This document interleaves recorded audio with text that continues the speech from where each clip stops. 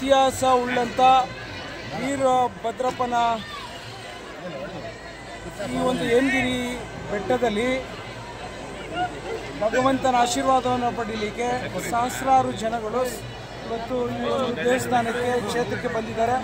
ಇವತ್ತು ರಥದ ತೇರನ್ನು ಎಳೆಯುವ ಮೂಲಕ ನಾವು ದೇವರ ಆಶೀರ್ವಾದವನ್ನು ಪಡಿಬೇಕು ಅಂತೇಳಿ ನಾವೆಲ್ಲ ಸೇರಿದ್ದೇವೆ. ಭಾಳ ಸಂತೋಷ ಆಗುತ್ತೆ.